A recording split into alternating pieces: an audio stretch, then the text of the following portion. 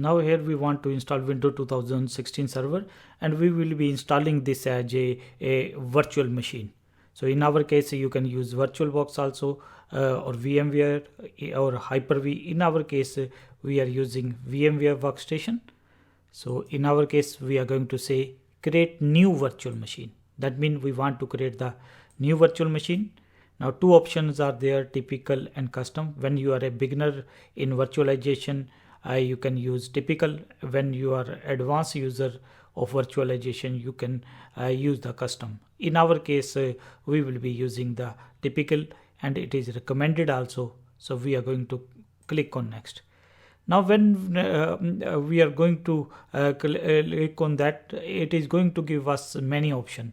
That means which type of guest operating system you want to install, and lot of options are there. In our case, we are going to choose I will install the operating system later.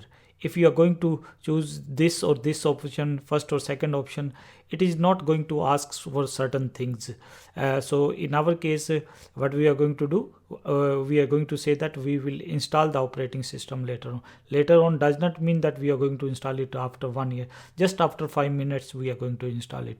So in this, it is going to ask for lot of customized options, and that will help in better understanding how the virtualization work.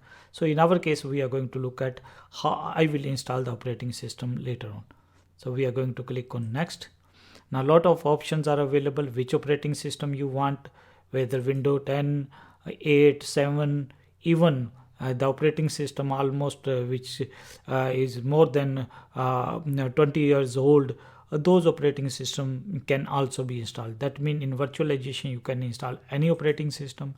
You can install different varieties of Linux also, the novel NetWare, Solaris, VMware EXI, or if some name is not there, you can always choose other 64-bit, because these days most of the operating system they are 64-bit. But in our case, we are going to choose this Microsoft window, and which server we want to choose, 2016 server.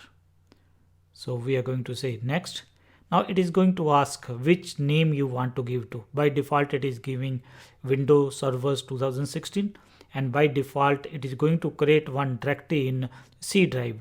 But in my case, I have got very less space available in my C drive. So in my case, I will be installing it in D drive. So here we are going to name it W2016 server. So you can name it anything. In our case, we are just naming this machine as WMin Window 2016. And in this case, I'm specifying some directory in D drive. In my case, I have got one directory VM where I keep all the VMs. So I'm specifying that path. In your case, it could be C drive, D drive, or E drive.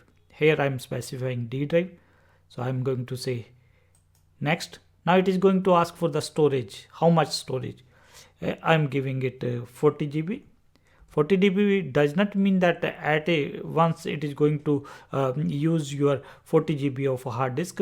We are saying that maximum we want to allow 40 GB for this virtual machine. So please choose it carefully, because later on we cannot change this. And this option we will keep on default. So we are going to say next, finish. Now what will happen? One tab will be there. Tab does not mean that you have installed the operating system. So we need to specify certain settings. So we will right click. So RAM 2 GB is sufficient, but during installation you can change. You can give a little bit more so that our installation is faster. So I'm giving 4 GB of RAM. Processor 1 is okay. Hard disk we have already specified. Now this is very important, because we need some ISO file for installation. So you can go to Microsoft site and download that ISO. In our case, we have downloaded that ISO, and we are going to say that use ISO file. In my case, the ISO file is in D drive. There is one micro directory is there. In micro directory, I have got this as a Windows 2016 server. So we are going to keep the networking as a NAT, because initially this operating system is going to connect to Microsoft sites, and then evaluation period will start. So but when we will be doing the networking of this 2016 server with Windows 10, then we will change this option from NAT to bridge. So rest of the options are okay. Now what we are going to do, we are going to say power on. Then it is going to ask for the installation step that we are going to cover in next video.